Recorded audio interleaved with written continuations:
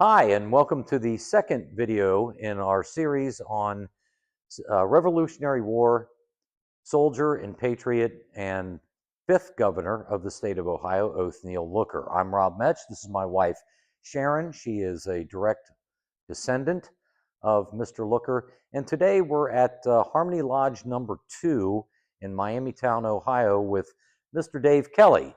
Mr. Hi. Kelly, go ahead and introduce yourself. Hi, my name is Dave Kelly. I am the current Worshipful Master of NC Harmony Lodge number 2. NC Harmony stands for Nova Caesarea Harmony, which was founded and actually was in downtown Cincinnati for several years, its first maybe 150 years, and eventually ended up merging here to this location with Columbia Lodge 44, which is the first lodge that Othniel Looker was the master of. He met with NC Harmony folks and said, hey, it's hard for us to get downtown because they were originally what's called a moon lodge, which meant they only met it when it was a full moon. So think about it. Which is appropriate because today is a full moon. Yeah, absolutely. So think about it. You're out here in rural Miamitown, Ohio, right? You're not downtown in the city. It's dark, and you have to get the lodge. Well, you needed the moonlight to help you get there. So the lodge only met when it was a full moon so that its members could get here. Be able to see. For a meeting. Okay. Right? Yeah. So Othniel Looker was one of the founders and organizers of Columbia Lodge 44, which currently is a merger between NC Harmony Lodge and Columbia. And you were saying this is the longest continuingly operated? Yeah, we are standing in the middle of the oldest, longest continuous operating lodge room in the state of Ohio. It's not the oldest lodge room in the state of Ohio. There's a lodge up north that's a little bit older, but this is the most continuous operating lodge in the area. When they first started meeting here, not even a state. This was the Northwest Territory. Wow. It ran, there's a big debate between, is it Kentucky? Is it Ohio? Because you looked at the old maps that ran all the way out to California, right? Because none of that's even been thought of yet. So, right. But yes, this is the oldest continuous operating lodge in the Northwest Territory and now the state of Ohio. Okay. That's awesome. That's great. Very, very interesting. So as we said in our part 1 video, we talked about Governor Othniel Looker, how he was not only in the Revolutionary War, but 5th governor of Ohio in both houses of the state legislature, Speaker of the Ohio Senate, acting governor and judge for 7 years in the Court of Common Pleas, Hamilton County, and he was also a presidential elector. So he moved to this area, which, like Dave said, wasn't even considered Miamitown or Harrison at that time. It was just considered Hamilton County at that time. So lots of the names have changed over the years. He moved here in October of 1804, and he and his son actually stayed with his comrade in arms from the Revolutionary War, Aaron Bonnell. Aaron is buried in Harrison. While they built Governor Othniel Looker's house, which back then it was considered Crosby Township, now it's considered Harrison, Ohio. One thing that I wanted to share with Dave tonight is that, and I forgot it, I wanted to show it to him, but it's in my ancestry book. It's called the Little Grandmother Book. In that ancestry book in my family, there's a letter in it from his daughter, Rachel, and they asked her to reminisce about Governor Othniel Looker, her father.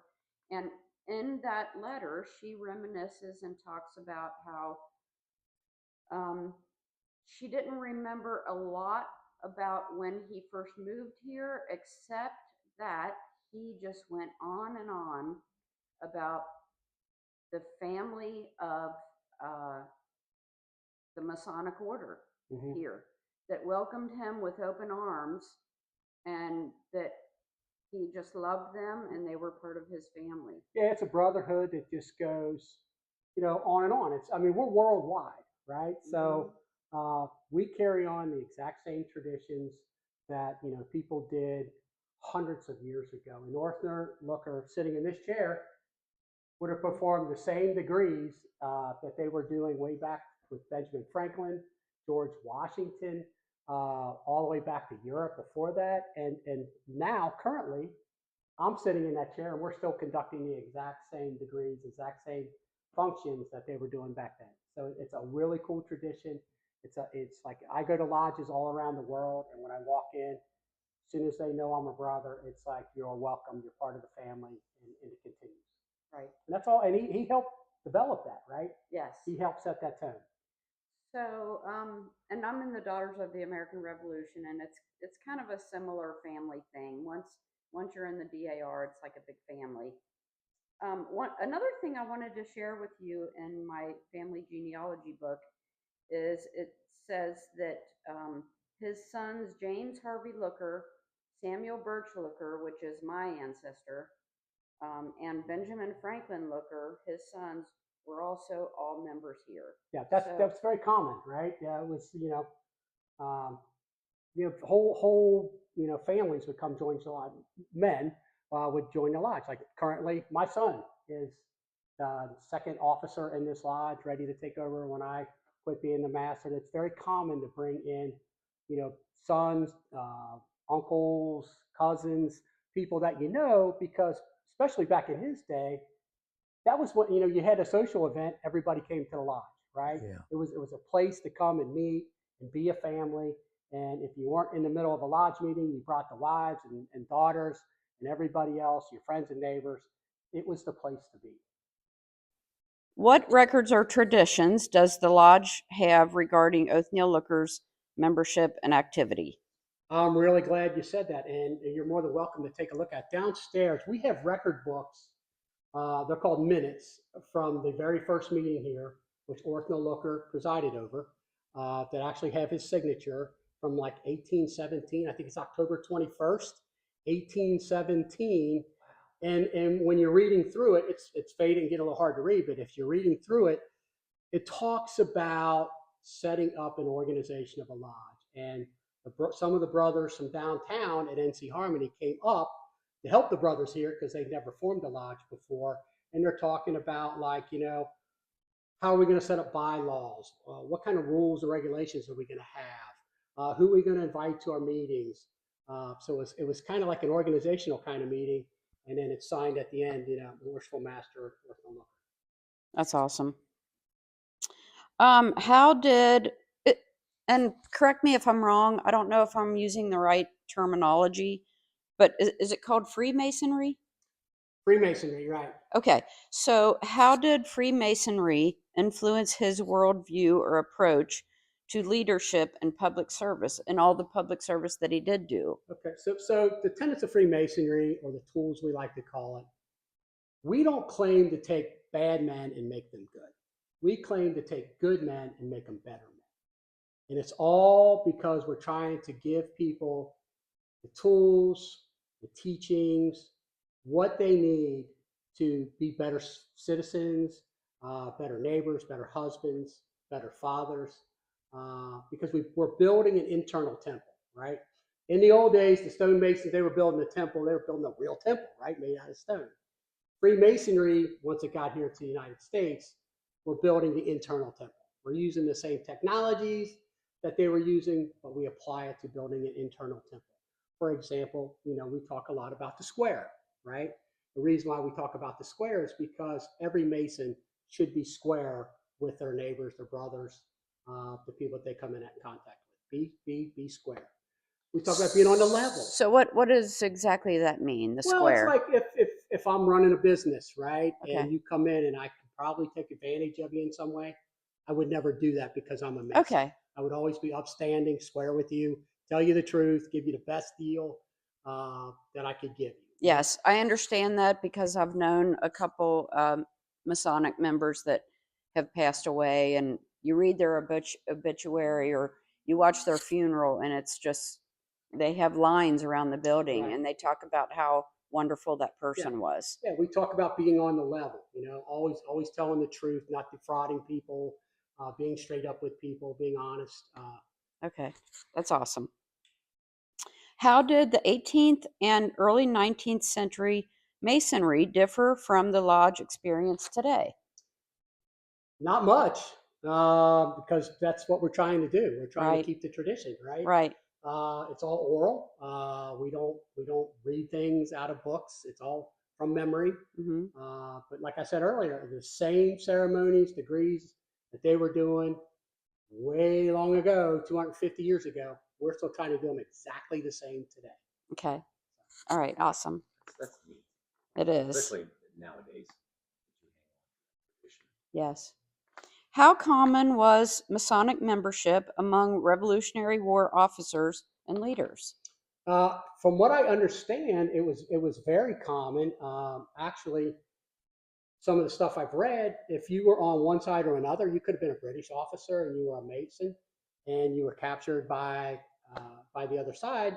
They would take care of you, right? They were not going to torture you if you died on the battlefield. I mean, there were mass battlefield graves from the Revolutionary War. I was just down at Gettysburg. Uh, None of the Masons that died on the battlefield were just thrown into big common graves, right? Yeah, because Masons Wow. on both sides, whether you're a Confederate or Union or whatever side you were on, you made sure that brother got taken care of, that he got a proper burial. Okay. His family got notified. He had a grave marker.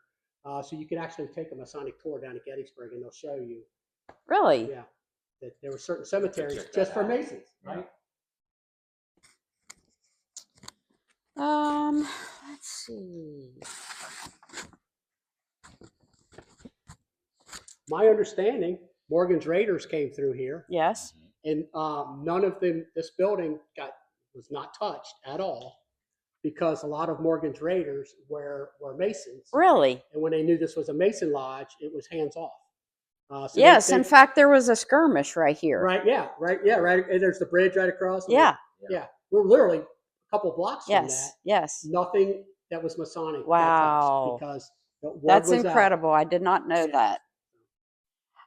If you could ask Othniel Looker one question about his life or motivations, what would it be? Wow.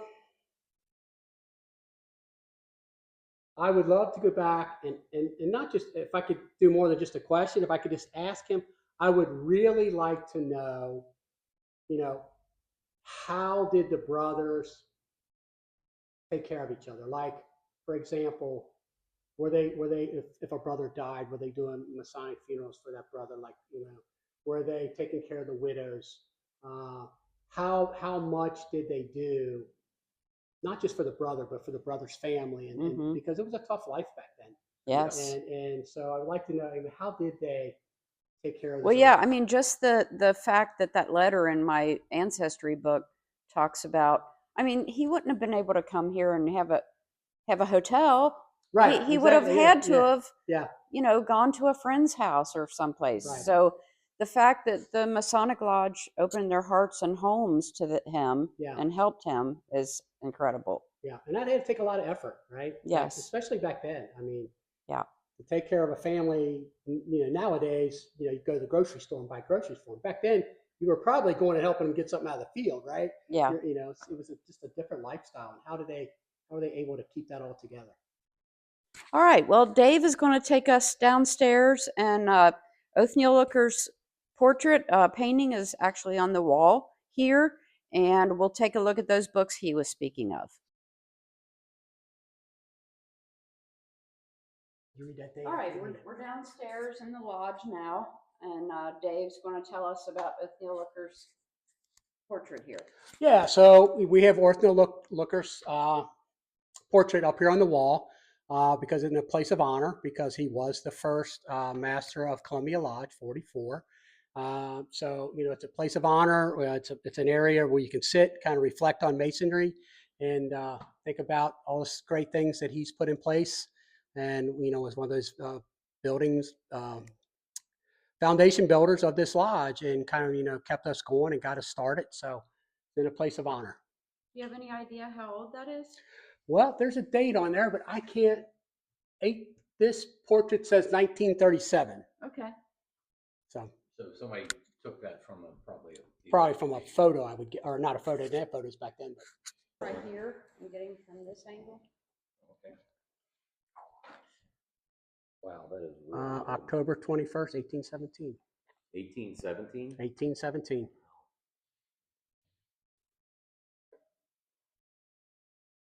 That's so neat. And you see a signature down here, Worshipful Master. Cool. And that's the original document. This is the original, yep. We keep minutes of every meeting, and we have them from the start of NC Harmony downtown, the start of Columbia, and we'll continue to archive them forever. I am just blown away. I can't believe this. Right there? There. Brother Othniel Looker, Worshipful Master. Then the names underneath him were the other officers. This is the treasurer, the junior deacon. So another thing it said in my ancestry book that he served as treasurer later, like in the, I want to say, I can't remember the year. Yeah, I don't know off the top of my head, but yeah, it's not uncommon for brothers to take serve on. in They're different- serving different roles. Okay. Yeah, like when I'm this is my last year being master at the lodge. Okay. I plan on stepping into another role to help my son who's coming up and just continue to help the lodge. That's incredible. Thank you so much for sharing that with us. You're welcome.